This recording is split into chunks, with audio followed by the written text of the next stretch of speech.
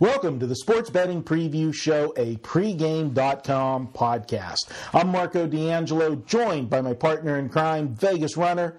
We're going to take a look at the Western Conference Finals, the Phoenix Suns at the LA Lakers. VR, give me the numbers like you always do. All right, we have a series price out. The Lakers are minus 330 to win this series and advance to the NBA Finals. The take back on Phoenix is around plus 290. For Game 1 in LA, Lakers opened up 7-point home favorite, total 212.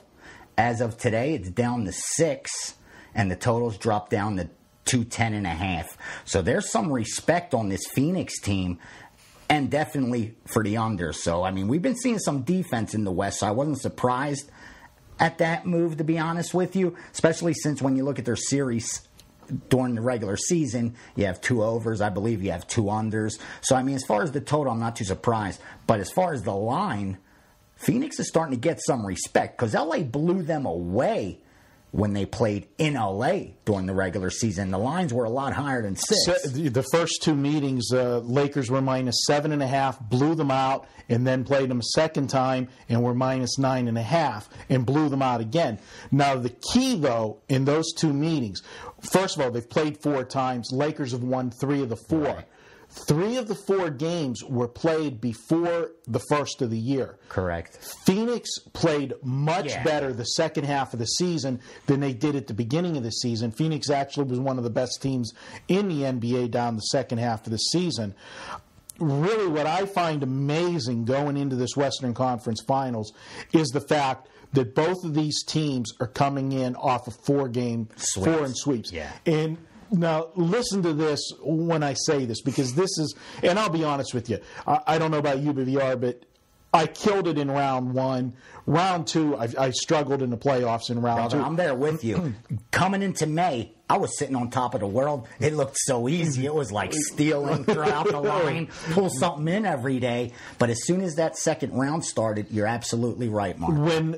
And to me, the West has been the biggest problem. Sure. And when you have the sweeps, it's going to hurt my style of handicapping. I'm not a straight zigzag handicapper. It just changes so much. You don't expect you don't expect the sweeps. And when I say what I'm about to say, it puts it in its proper perspective. The West this year, top to bottom, from the number 1 seed to the number 8 seed, 7 games separated. Exactly. 7 games. In the East, there was a 20-game swing from top to bottom. Yeah, so you could see a sweep in the East. Not in the West. Exactly. Especially, Marco, in the second round.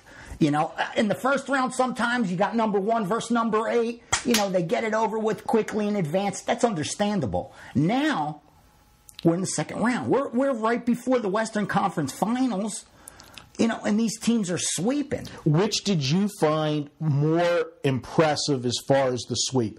Phoenix over San Antonio or the Lakers over Utah? To be honest with you, I think Phoenix over San Antonio. Reason being, San Antonio has experience. They play playoff-style basketball. They came into the playoffs at peaking at the time. You know, the way they played the first round. Exactly. I really expected them to, even when they went down 2-0, I didn't think they were going to come back to win the series. I felt Phoenix, and I felt Phoenix was the better team. But I did not see a sweep coming at all, Marco. And I did bet Phoenix plus the points in that game, final game, 3-4. But still, I thought San Antonio deep down would be able to pull out a win. I agree with you. I think the Phoenix sweep is the more impressive. Ironically enough, I felt San Antonio played better the 2 games in Phoenix than they did at home. And it actually looked like, you know, they were in the games at Phoenix and, you know, just faded late, that you thought coming back home, you know, with the crowd, with the veteran leadership, you know, with Duncan and Ginobili and everybody. They did not get swept. Where with the Utah, they were having issues with Kirilenko. They were having you know, there was some injury issues. You know, I wasn't as shocked. I thought Utah, too, because they have such a strong home court advantage. They wouldn't lose both games. They wouldn't lose back-to-back at home. But again, I think the more shocking one was the Phoenix over San Antonio. Going into this series, I'll be honest with you, I think that price is inflated. I think there's a lot of value on Phoenix. I'm contemplating taking it and thinking that because it's so much plus, yeah, it's a good plus price. Maybe later I could even earn from this series because I really think they could give the Lakers problems. They don't have the size or the height, so they're going to have to shoot well. That's the problem. When you face the Lakers, you're not going to get second chance opportunities. Right. They're too big. But looking at my ratings, I got them as close to nose at the wire as you could get between these teams. Well, looking at this, obviously coming off the 2 sweeps, the question that's got to be asked, because the timetable's the same for both, they're going to be off the same amount of time. Which does the time off favor? I have a strong opinion of who I think it favors. I think it totally favors the Lakers. Number one, Kobe gets to heal a little bit. Bynum, who always has issues, they get the rest. Also, more importantly, Phoenix they play a style of basketball that you need to have rhythm. And when you take a long break, it's easy to lose that momentum and lose that rhythm. If they were a defensive type of team, it's different. Rest is good. Now you could be more physical. You're not bruised. But when you're a running gun type of offense, you got to stay. It's just like them bowl teams, Marco, that were putting up 65 points. They're all for a month. And all of a sudden, it's a 13-14 final in a bowl game. The situation, and I agree with you 100%, everything you just said, in going to Phoenix, not only because of their style, but because of the way they're playing. Yeah. The last thing you want to do is when you've got all the momentum in the world is to stop. Exactly. And Phoenix, think about this. They are nearly perfect in the playoffs. They only have 2 losses, but listen to the 2 losses. The first game of the playoffs, when I think they got caught by surprise when they played the first game at home against Portland. Portland had the injury to Brandon Roy and everything. I think they just felt they had to just show up and win. Then the only other game they lost in the playoffs was that game where Brandon Roy, shades of Walt Frazier, limping out of the locker room, came out, and I think it was Game 4 in Portland, and you had the crowd crazy. That was the only 2 games, and other than that, it's just been Phoenix domination. So, what I wanted to ask your opinion, because you're real good at gauging public perception and the stock of a team, their stock is on the rise, obviously. Absolutely. Everyone's talking about them. But does the series price reflect that? I think about it. First of all, it's the Lakers, and we're coming up. We got about a minute and a half to wrap up.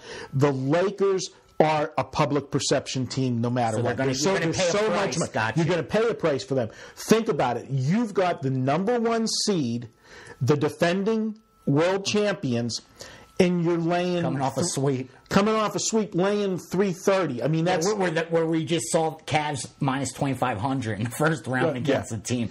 I think you're right, and I think what you're trying to say is if the Phoenix stock wasn't so much on the rise, we might be looking at minus 500. You might be, exactly. So maybe the value isn't there. Yeah, I haven't stepped up, to be honest with you. I'm going to step up and we're several days away. We're taping on Thursday, and I forgot to tell you to see who was going to have a free pick, but I do have an opinion for Game 1. Baby, give it. And we're going to go with the under in Game 1. Like it. And it's going to go to just what you said. First of all, they've played high-scoring games the last few games.